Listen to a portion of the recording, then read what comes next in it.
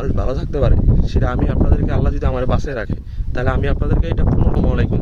আজকে আমরা আসছি আমাদের তরমুজের খেতে। তো এই জায়গায় আজকে আমাদের গাছের বয়স হয়েছে 31 দিন। তো 31 দিন বয়সে আমরা কি কি কাজ করে থাকি, আর আজকে আমাদের বিশেষ করে গাছে আপনার গুরাইনের সার দেওয়া হইতেছে। ঠিক আছে, গুরাইনের সারটা দিলে আপনার গাছের হয় যে আপনার প্রথমত আমরা এই যে আর দেখুন এইটা হচ্ছে আমাদের গাছের একটা তাওয়া ধরেন। ঠিক আছে, তো এইটা হচ্ছে গাছের তাওয়া। প্রথমে আমরা এই জায়গায় 3-4 পদের সার দিছি, আমরা ইউরিয়া দিছি, তারপরে এমওপি দিছি, এপি দিছি, তারপরে আরও কিছু সালফার দিছি।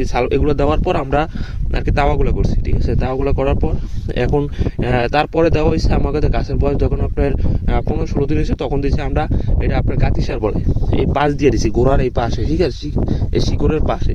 ঠিক আছে, ওই সারগুলার যখন আপনার শিকড়ে পাইছে তখন গাছের অবস্থা হয়েছে এই। হ্যাঁ, তারপরে এখন আমরা দিতেছি কি আপনার ঘুরনের সার। এটা হয়েছে এরকম সাইডের পাশে যে আমরা রাউন্ড করছি, এগুলো এই পাশে দিব ওই সারগুলা।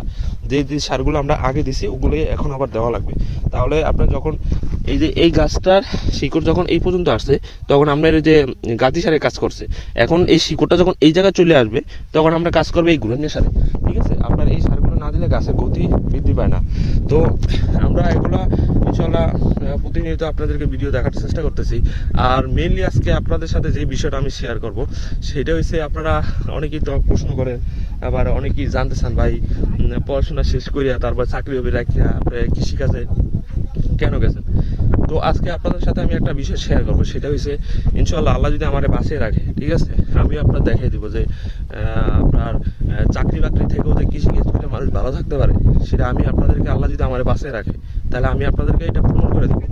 কারণ আপনার অনেক তরুণ সমাজ আছে, মানে তরুণরা আছে, আপনার পড়াশোনা করছি মেইনলি আমরা চাকরির জন্য। ঠিক আছে, তাদের মেইন টার্গেট হয়েছে আমরা পড়াশোনা করতেছি, ভালো একটা চাকরি করবো, যে কোনো জায়গায় ভালো হোক খারাপ হোক একটা আমার চাকরি করা লাগবে। আরে ভাই, আপনার চাকরি থেকেও যেন আরো ভালো আপনার সুযোগ সুবিধা আছে এইসব কৃষিকাজে, সেটা হয়তো বা অনেকেই জানেন না।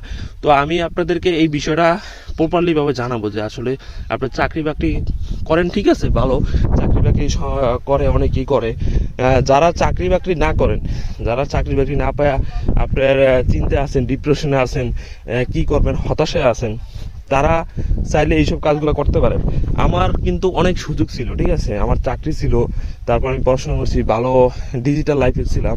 তো সেই জায়গা থেকে আমি আসলে মানসিকভাবে ওই রকম শান্তি পাই না যে আসলে আমি যে শান্তিটা খুঁজতেছি।